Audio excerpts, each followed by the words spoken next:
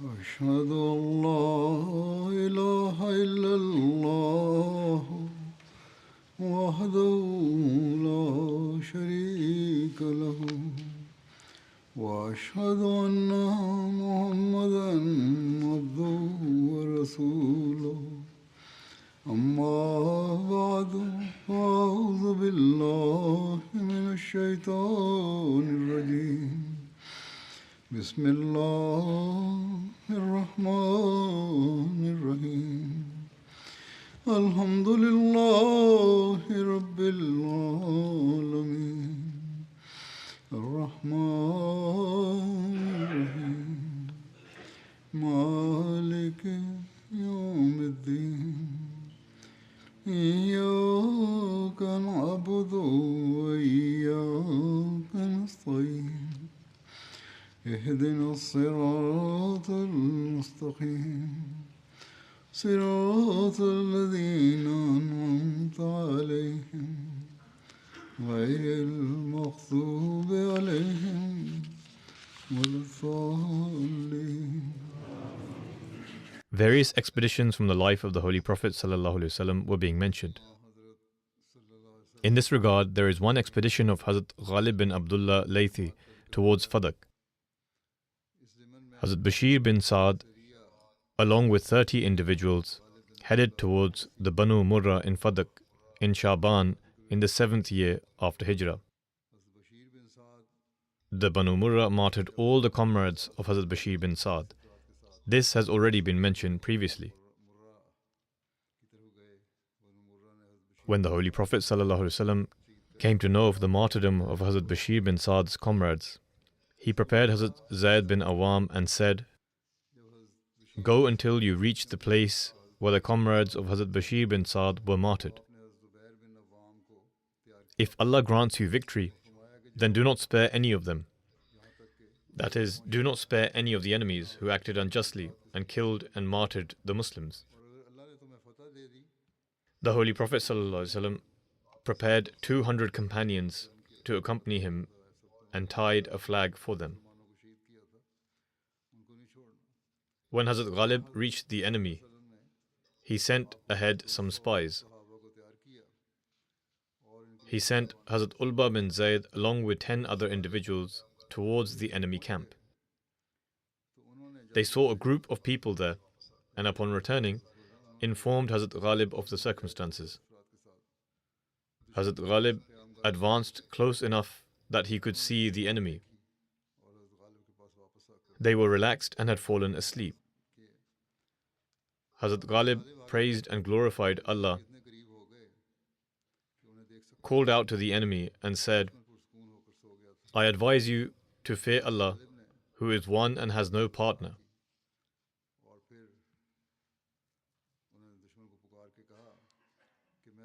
As a matter of fact, he said this to his comrades, not to the enemy.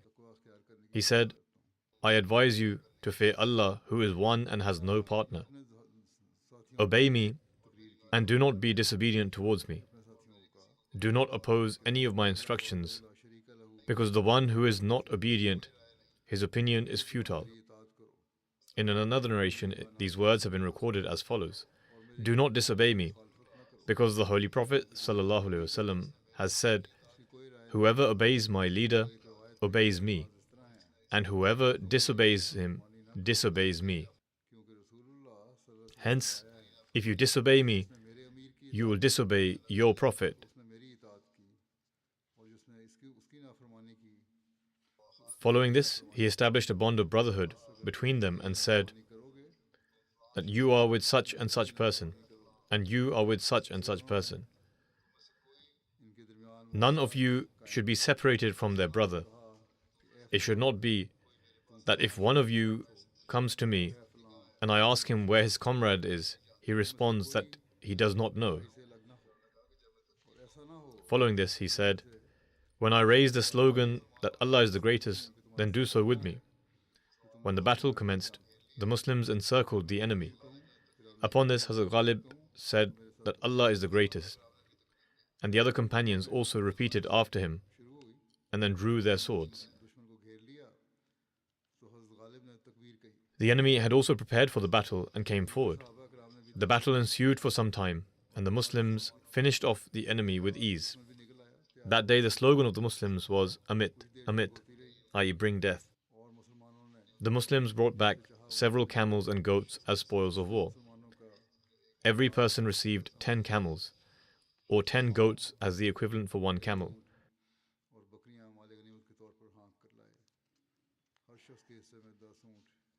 One of the expeditions was the expedition of Hazrat Shuja bin Wahab, which was sent towards sea.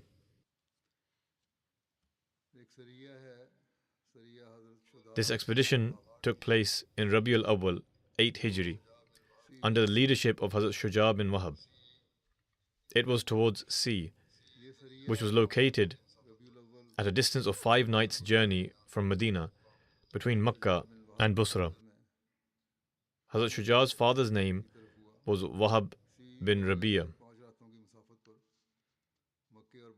Hazrat Shuja was among the pre-eminent companions who accepted Islam in the very early days.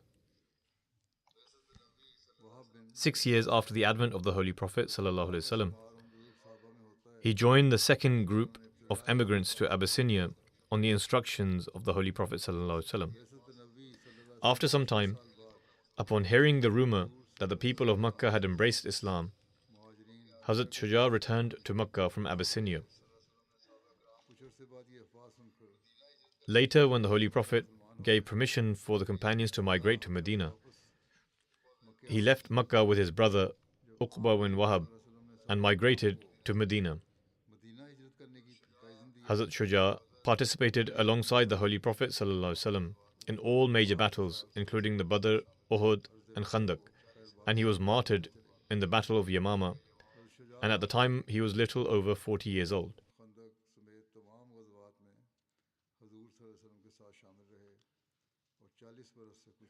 In any case, the details of this expedition are as follows. The Holy Prophet ﷺ was receiving continuous reports that the Banu Hawazin from the region of Say were assisting the enemies of Islam and ambushing individuals from tribes allied with the Muslims. Then they would go into hiding in the wilderness. In Rabi al-Awwal 8 Hijri, the Holy Prophet ﷺ appointed Hazrat Shuja with a group of 24 Mujahideen to suppress the Banu Hawazin, who were also known as the Banu Amir.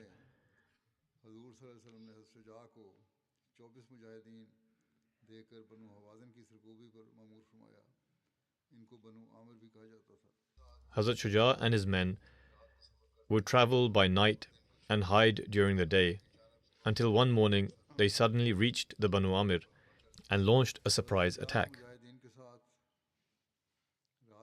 Hazrat Shuja instructed his men not to pursue the fleeing enemies.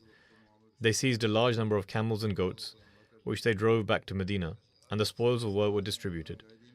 Each man received 15 camels as his share. This expedition lasted 15 days. Another expedition that is mentioned is the expedition of Hazrat Ka'b bin Umair towards Dhat Atla. This took place in 8 Rabi al-Awwal 8 Hijri. The Holy Prophet ﷺ sent Hazrat Ka'b bin Umair al-Ghifari to Dhat al-Atla, which was located in the land of Syria, beyond Wadi al-Qura, near Mu'ta, and was approximately 600 miles from Medina. Hazrat Ka'b was accompanied by 15 companions. The Holy Prophet ﷺ had received intelligence that the Banu Quda'a were gathering a large force at Dhat al-Atla, beyond Wadi al-Qura, with the intention of attacking the Muslims. Upon reaching Dhat al-Atla, Hazrat Ka'b encountered a massive army. This happened because as Hazrat Ka'b approached the area, a spy from the enemy spotted them and immediately alerted his people of the approaching Muslim army. The enemy then prepared and assembled a large army. The companions invited them to embrace Islam, but they refused and began firing arrows at them. Seeing this, The companions of the Holy Prophet ﷺ fought valiantly and continued fighting until all of them were martyred. One of the companions, who had been severely wounded and was laying injured amongst the bodies, managed to escape. According to one narration, the survivor was Hazrat Ka'b bin Umair himself.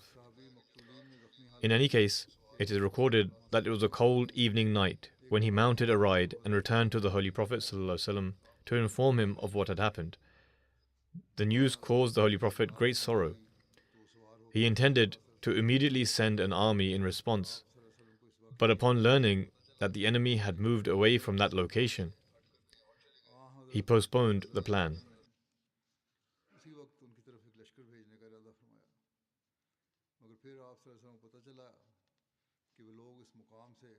The Battle of Mu'tah.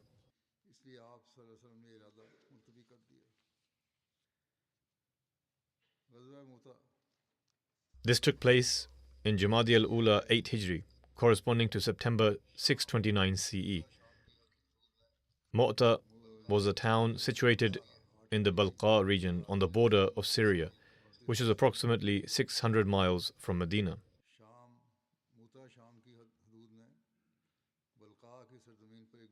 This expedition is also known as the Battle of Jaysh al-Umara, because before sending out the army, the Holy Prophet appointed more than one commander to lead it.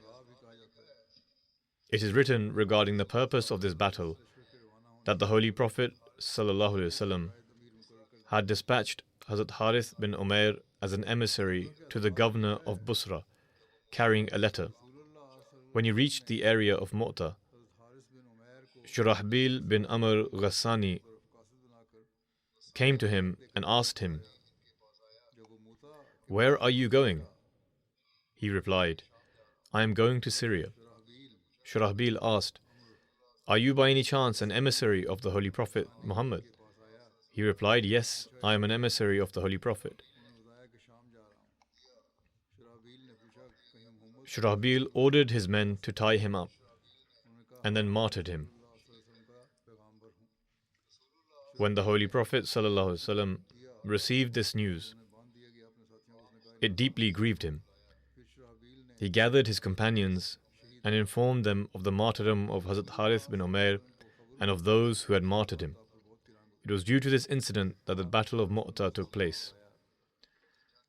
Hazrat Muslim Maud radiyallahu anhu, while describing the causes and background of this battle, writes, "When the Holy Prophet ﷺ returned from the pilgrimage to the Kaaba, he began to receive reports that the Jews and the disbelievers had stirred up the Christian Arab tribes on the borders of Syria, as a result of which they were preparing to attack Medina. In response, the Holy Prophet sent a party of 15 men towards the Syrian border to investigate the truthfulness of these rumors. When this group arrived at the Syrian border, they saw that an army was indeed gathering there. Instead of returning to inform the Holy Prophet ﷺ, they were overcome by the zeal of preaching, which in those days was the hallmark of true believers, and they boldly stepped forward to invite the enemy towards Islam. However, those who were incited by hatred and were preparing to attack and conquer the nation of the Holy Prophet would not be affected by the message of God's unity. These men would not be affected by the preaching. As soon as the companions began to present the teachings of Islam, soldiers from all sides drew their bows and began firing arrows at them. When the Muslims saw that their preaching was not being met with arguments or discussion, rather it was being met with arrows, they did not flee, nor did they save their own lives from the crowds of hundreds. Instead, as true believers, those 15 men stood their ground against these hundreds of soldiers, and each one of them was martyred there. Today, these so-called Muslims treat the Ahmadis in the same way. The Holy Prophet ﷺ desired to dispatch another army to punish those who had committed such a barbaric act. In the meantime, he received news that the enemy forces which had been gathering there had now dispersed. Thus, he delayed his plan for the time being. During this period, the Holy Prophet ﷺ wrote a letter to the leader of the Ghassan tribe, who governed Busra under the authority of the Roman Empire, or possibly wrote to Caesar himself. These letters likely contained a complaint regarding this incident, explaining how some Syrian tribes were preparing to attack Islamic territory, and that they had killed 15 Muslims without cause. One such letter was entrusted to a companion named Al-Harith, who traveled towards Syria and stopped at a place called Mu'ta.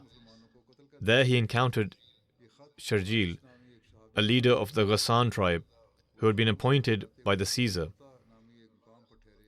Hazrat Muslim Maud has written Sharjil, but I believe this is a typographical error, as his real name was Shurahbil. He asked them, "Where are you going? Perhaps you are a message bearer of the Prophet Muhammad." He answered in the affirmative, at which point he captured him, tying him up and beat him to death. Although this detail is not mentioned in the books of history, the context reveals that this person was very likely one of the leaders of the same group who martyred the 15 companions before, i.e. the person named Shurahbil. Thus, his asking him if he was a representative of the Holy Prophet ﷺ reveals that he feared the Holy Prophet ﷺ was going to inform Caesar that the people in his region were attacking the people of his region, lest he investigate them. So, he concluded that it was in his best interest to kill the emissary, so that neither would any report reach the king, nor would there be a subsequent investigation. But God Almighty did not allow his ill intentions to be fulfilled, and some way or another, the news of Harith being martyred reached the Messenger of Allah ﷺ, who then responded to the earlier incident of injustice along with this one by sending an army of 3,000 Muslims towards Syria under the leadership of Hazrat Zayd bin Haritha, his freed slave.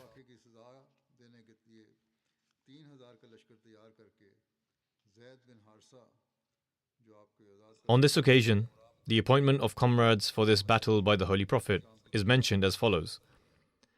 The Holy Prophet ﷺ appointed Hazrat Zayd bin Haritha as the commander of an army of 3,000 and instructed, should Zayd be martyred, Jafir bin Abi Talib shall take over as commander, and if Jafir is martyred, Abdullah bin Rawaha shall take his place as commander, and if he too should be martyred, then whosoever the Muslims appoint amongst themselves shall take his place.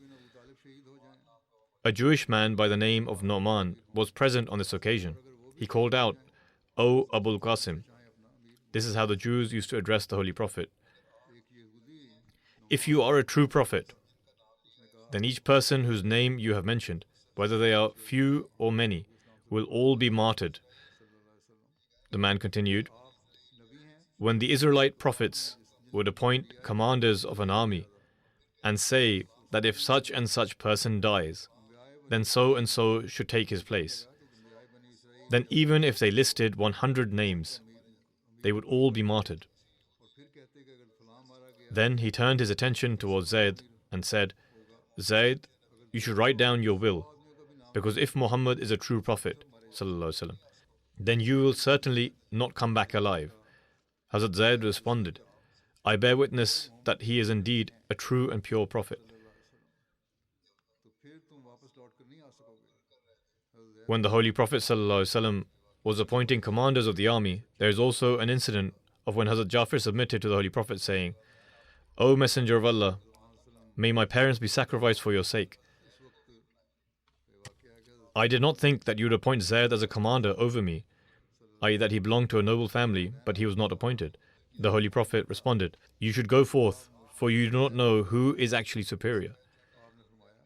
The Holy Prophet handed a white flag to Hazrat Zayd and instructed him to invite people to Islam once he reaches the place of the martyrdom of Hazrat Harith bin Umair. If they accept, then all well and good. Otherwise, seek help from Allah and engage them in battle.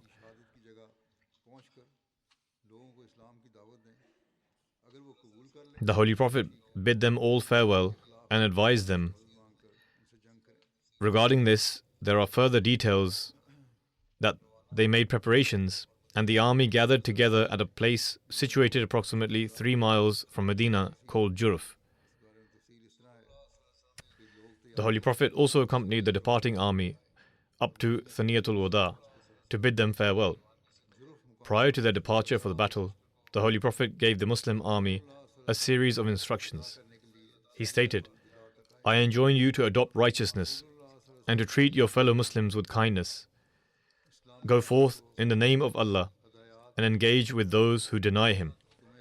Do not deceive anyone, do not act treacherously, and do not slay any infant, woman, or elderly person. Do not cut down any date palms, nor any other tree, and do not demolish any buildings."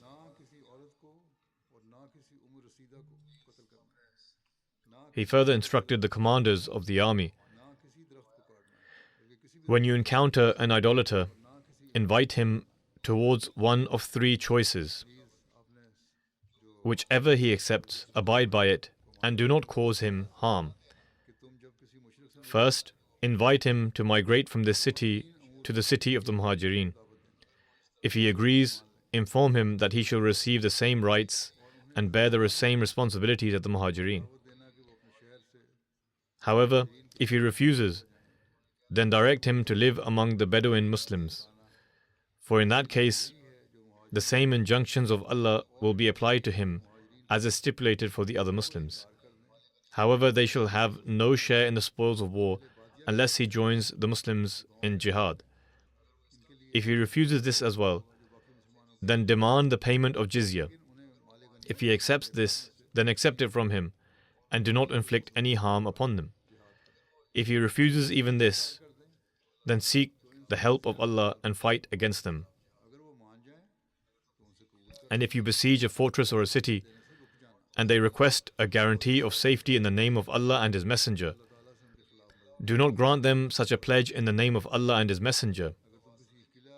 In other words, do not enter into a treaty in their name. Instead, offer them your own guarantee or that in the name of your forefathers. For if you break your own pledge or that of your forefathers, it is less grave than violating a pledge made in the name of Allah and His Messenger." Hazrat Muslim Maud radhiyallahu anhu has also mentioned the details of this as follows. The Holy Prophet instructed for Zayd bin Haritha to be the commander of the army. He instructed that if Zayd were to be martyred, then Jafar bin Abi Talib should take command. If Jafar were also martyred, then Abdullah bin Rawaha would become the commander. And if he too were to fall in battle, then the Muslims should elect a leader from among themselves. At that moment, a Jewish man was present in the gathering. Upon hearing this, he said, "O Abul Qasim, if you are indeed truthful, then surely all 3 of these men shall be slain. For Allah the Almighty always fulfills whatever a prophet utters." Then turning to Zayd, he said, "I tell you truthfully, if Muhammad is truly the messenger of God, then you shall never return alive."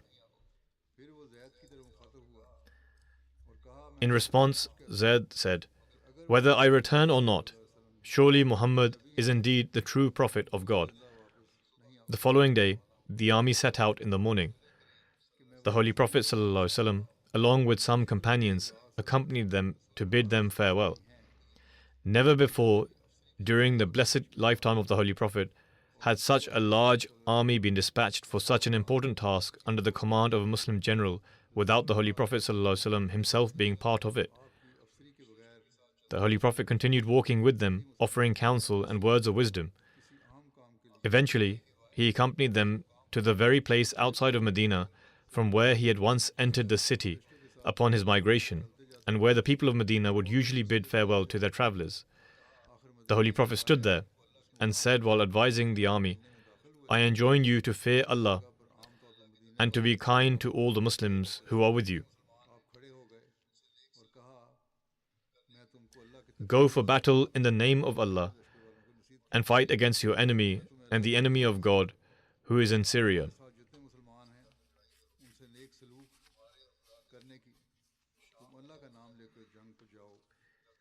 When you reach Syria, you will find such people who sit in places of worship and invoke the name of God. You should not combat them in any way. I do not bother them in the slightest, and do not cause them any trouble. In the enemy's land, you should not kill any woman, child, blind person, or elder.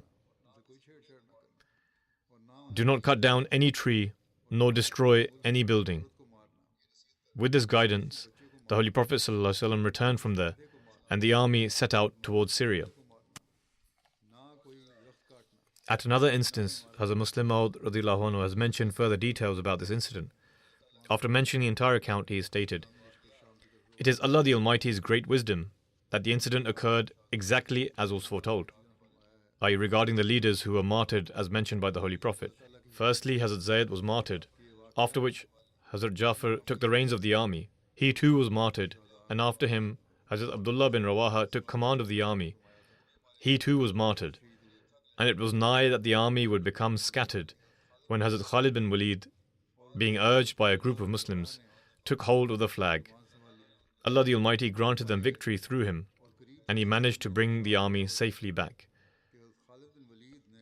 There are further accounts relating to this incident which will continue in the future, God willing. At present, I wish to mention about one martyr and some deceased members, and will lead their funeral prayers.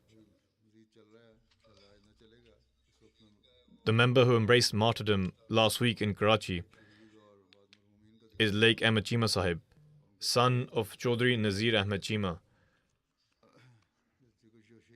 He was martyred on 18th of April. Verily to Allah we belong, and to Him shall we return. A mob attacked him and brutally martyred him. The deceased was 47 years old. According to the details of the reports, on the day of the incident, opponents gathered in the form of a mob and began causing commotion outside Ahmadiyya Hall.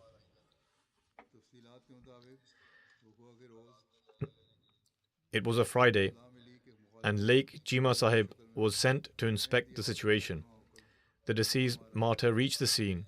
The opponents recognized Lake Chima Sahib and attacked him.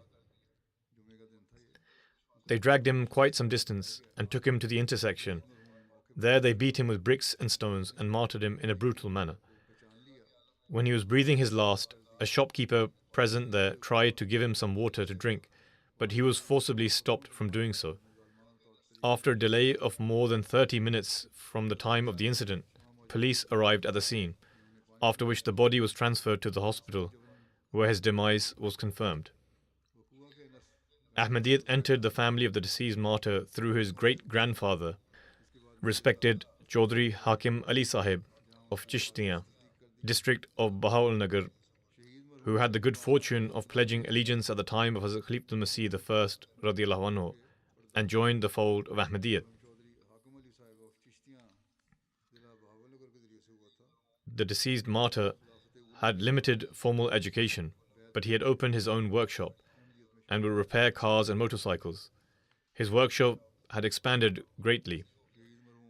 Owing to his good and honest reputation, cars of various governmental departments would be brought for repair at his workshop, and owing to this, he had a vast social circle. By the grace of Allah the Almighty, the martyr was a Musi. He was always ready to carry out work in service of the Jamaat. He was regular in offering the Tahajjud prayers as well as the 5 daily prayers. He would regularly take his children with him to offer the prayers. He would inquire from the Ahmadi workers at his workshop and from his family members at home about whether they had offered the prayers. Despite being busy with his work, he would leave his work and give precedence to offering prayers. It was not that he remained occupied in his work. No. Generally, those people who do this sort of work and become busy do not give due attention to prayers. However, he never delayed offering his prayers. He was very friendly and loving. He maintained close ties with everyone. He had a special bond with Khilafat.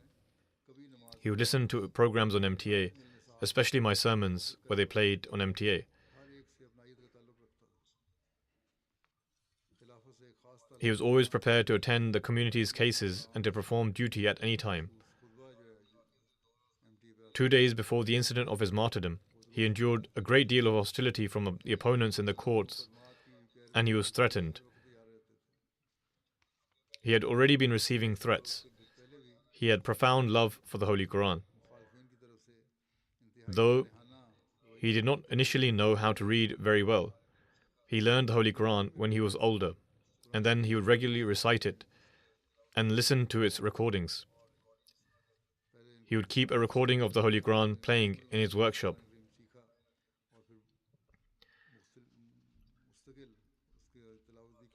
Before the incident of his martyrdom, someone requested him to arrange for blood in light of his illness. Upon this, the deceased martyr responded by saying that after the Friday prayers, he would go and donate his own blood for him.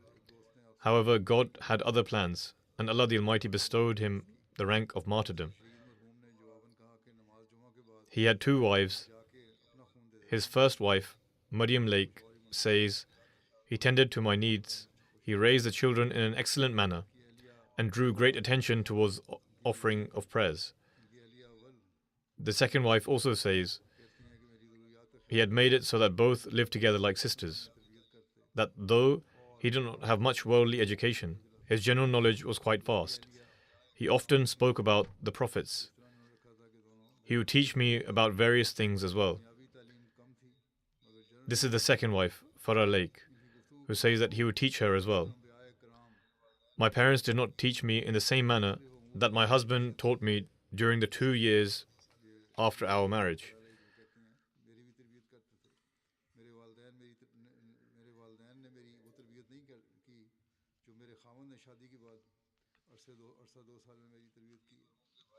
The deceased martyr's brother, speaking about what his brother told him, said,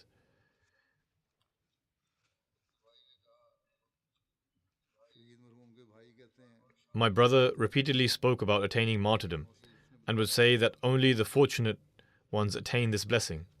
He would often say that if the time for him to make such a sacrifice came, he would take a bullet to his chest." He further says, "No matter the state or position, he always told his brothers to offer prayers in the mosque, because this is the very time to show patience." His son, Hiskil Ahmed, who is only 12 years old, he says, "My father told me never to worry. That's why I didn't worry at all after my father's martyrdom. He exhibited great courage, resolve, and patience." He says, "I am brave just like my father, and I'm ready to take a bullet to my chest." He is survived by 2 wives, 7 children, 1 sister, and a brother. His eldest daughter is 17 years of age, whilst his youngest daughter is a year and a half.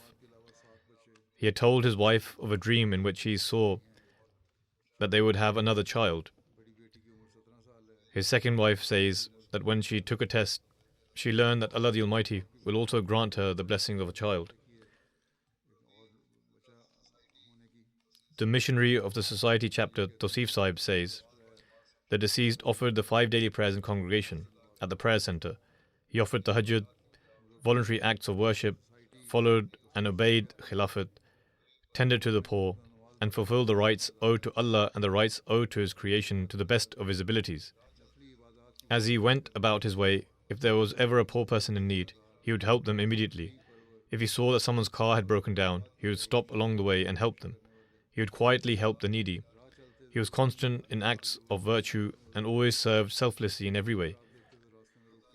He had complete certainty in God Almighty. He attributed everything he did and every success he had to the grace of God Almighty. Despite strained circumstances and opposition, he always offered his prayers in congregation and on time in the prayer center. He was gentle in nature.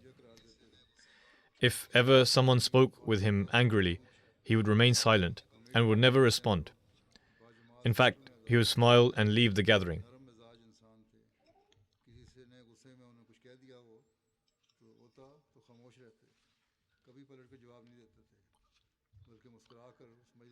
Similarly, the finance secretary or the local president say that once their calculations were incorrect, they mistakenly told him that he had an outstanding balance. He did not say anything about not having any arrears and paid the amount, which was quite large, 100,000 rupees. Later they informed him that they had made an error in calculation and that he did not in fact have any arrears and the amount was in excess. He responded that it was no matter. He would not take back what he had already given in the way of God.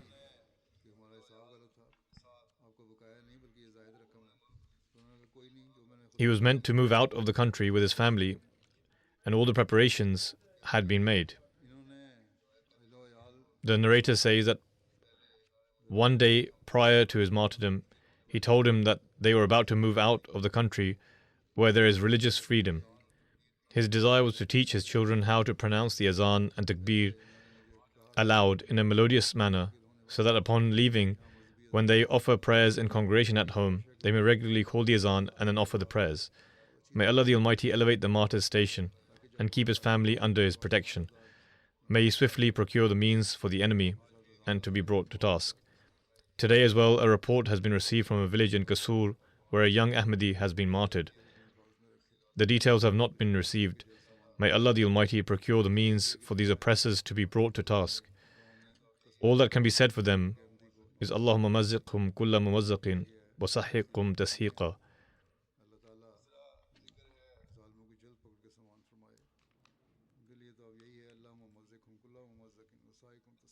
The second mention is of Ahmadul Musawwir Nuri Sahiba, who is the wife of Dr. Masoodul Hasan Nuri Sahib. She recently passed away.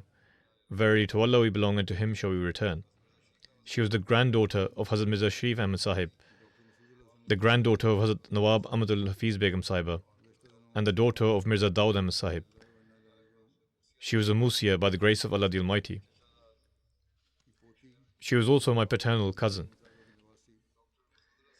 Dr. Masoodul Hasan Sahib says, Hazrat Khalid Masih III Rahimahullah facilitated our marriage himself. His Holiness did not ask her about it, nor her parents. He asked my father about me and whether he should arrange my marriage. When Hazrat Khalid Masih III Rahimahullah informed Colonel Daud Sahib and his wife about the marriage proposal, they said they would like to pray istikhara for a few days. His Holiness said, I have already prayed istikhara and there is no need for further istikhara. The marriage should take place. And so they were married. He says, by the grace of Allah the Almighty, our married life of 51 years was a bond of love, affection, obedience and friendship. She was regular in offering the prayers and worship. She tended to the poor and was hospitable. She had great trust in Allah. For some years, she had developed a great interest in deeply studying the Holy Quran. She would often ask questions to various scholars of the community. She was also interested in studying about other religions. Dr. Sahib says, she had a large role to play in my life devotion and academic pursuits. If ever there was a happy occasion, or we were to go on a trip, but I had to go to the hospital for an emergency, she would sacrifice and say that she would not go either. She had been quite ill for the past 3 or 4 years, and she endured her illness and discomfort with great patience and never expressed it. Her son, Dr. Khalid Nuri, who is in America and also goes to the Fazl-e Umar Hospital for temporary periods of devotion, says, my mother was a sincere servant of the community. She had profound love and devotion for Khilafat. She never involved herself in vanities such as backbiting or gossiping, etc. She read the Holy Quran with complete understanding. She would also study the books of the Prophet ﷺ. She would read Tazkirah with great attention and would always keep it with her. She also had an interest in collecting historical artifacts, and she would speak about them with curators of museums and historians. She had also involved me in this passion of hers. She searched and had the ground dug around Rabwa and found things, especially in the mountains along the river. When she would come here to London, she would speak with me about these things and show me these things. Her son further writes, she would render great financial aid for the marriages of those who had less means. She would look after the children of all the workers. She would teach girls the Holy Quran. She would make certain that all their needs were met, and she would always be smiling when she met people. Her daughter Mubarakah says, my mother had a passion for reading, whether books of the Prophet Islam, material on Christianity, or books on Hinduism. She would read about different topics and had gained quite a degree of knowledge. She had great respect for life devotees. She always supported my father.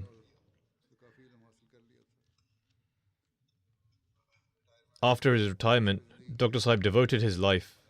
She joined him even though afterwards he could have gotten a high-paying job.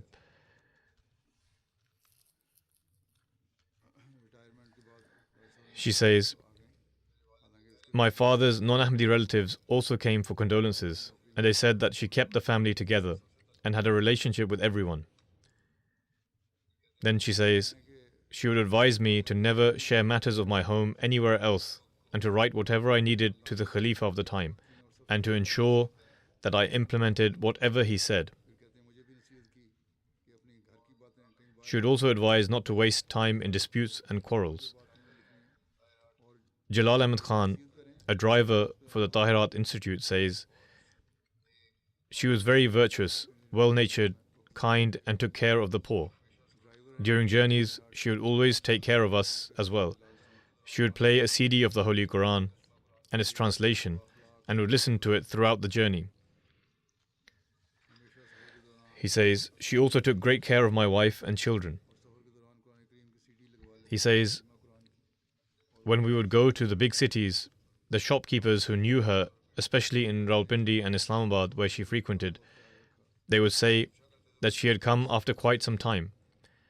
Initially, when they would ask, she told them that she had moved to Rabwa, where the community's hospital is, and that her husband works there. She would say this and tell them without any fear, while we would be getting worried. May Allah the Almighty grant her forgiveness and mercy. The next mention is of Hassan Sanogo Abu Bakr Sahib, who was a local missionary in Burkina Faso. He passed away recently at the age of 63. Verily to Allah we belong and to Him shall we return. During Ramadan, he would deliver daily lectures on the Holy Quran in the Jula language, which were broadcast on Radio Islamic Ahmadiyya. Even the day before he passed away, on 22nd of March, he delivered a lecture. He acquired his early education in Bobo Dioulasso, a city in Burkina Faso.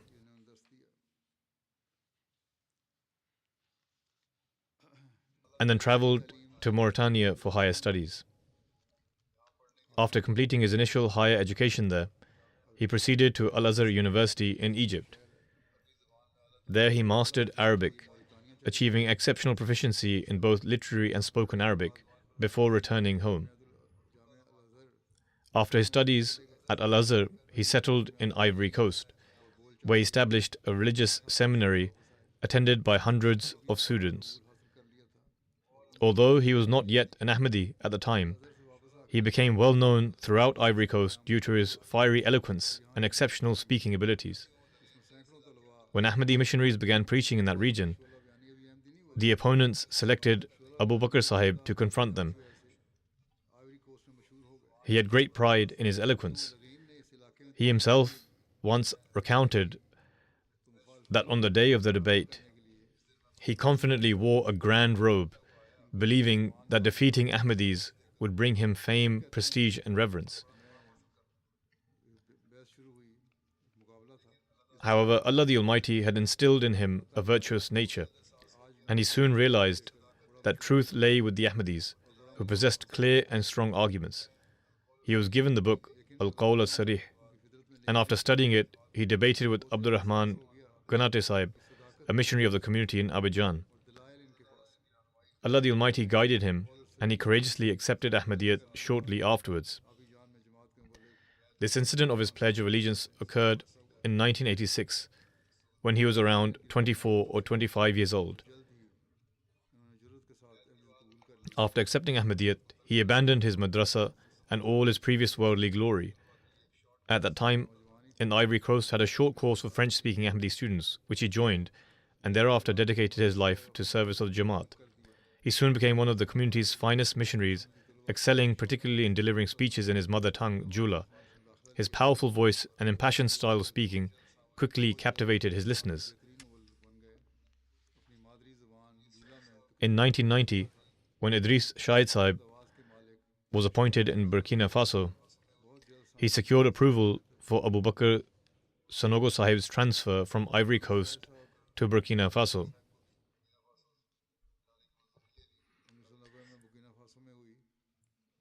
Here he actively participated in preaching efforts,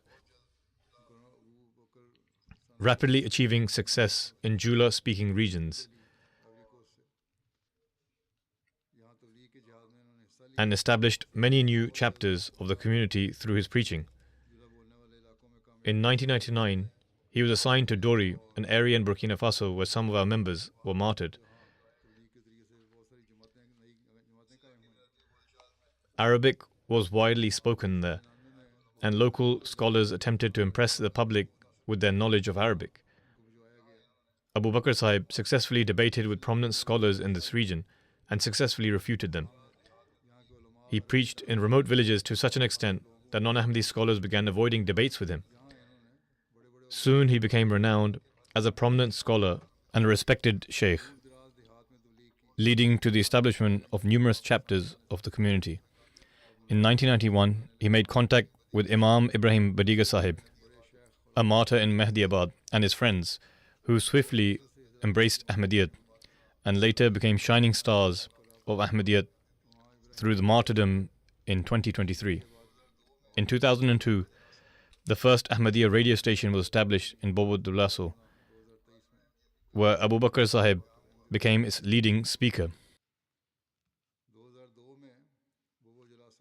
His passionate dedication to preaching enabled the message of Ahmadiyya to reach millions, and thousands embraced Ahmadiyya due to his preaching efforts. He served on the National Majlis Amla for several years, and at the time of his passing, he was serving as Secretary Rishta Nata. In 2012, he was appointed to Sikasso in Mali, where he rendered exceptional services. In 2019, when some youths caused mischief against the community's administration in Bobo Dioulasso, I sent him back there.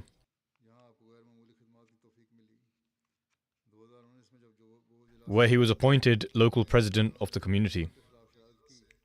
Through courage, wisdom, hard work, and prayer, he successfully ended the unrest, leading everyone to renew their pledge of allegiance.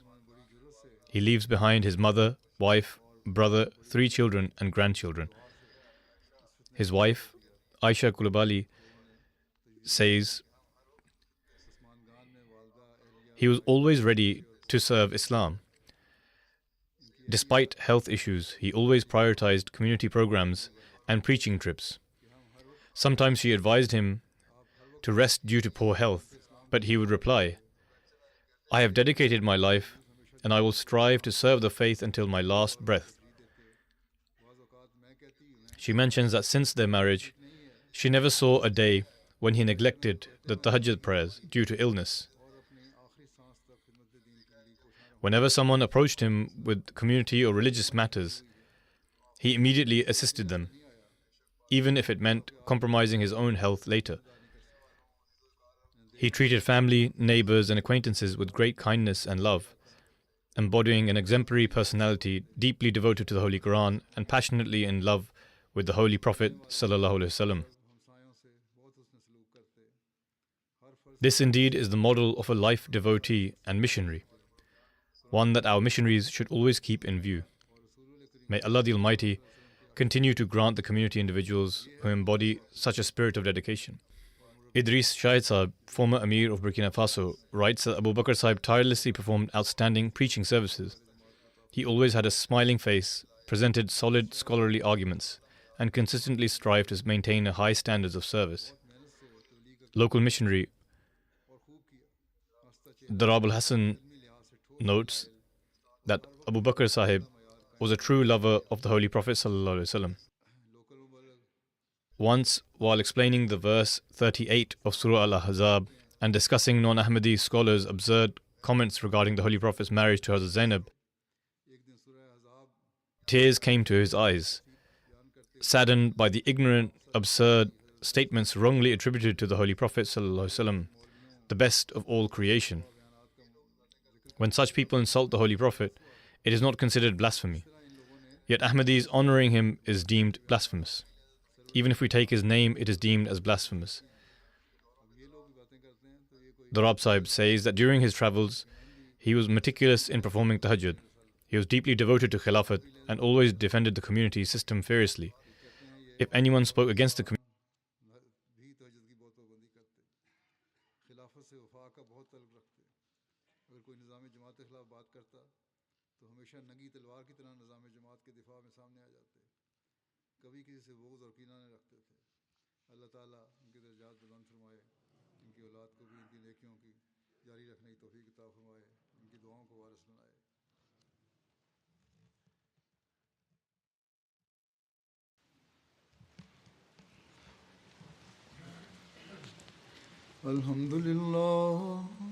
Alhamdulillah, nahmaduhu wa nasta'inuhu wa nastaghfiruh wa nu'minu bihi wa natawakkalu alayhi wa na'udhu billahi min shururi anfusina wa min sayyiati a'malina.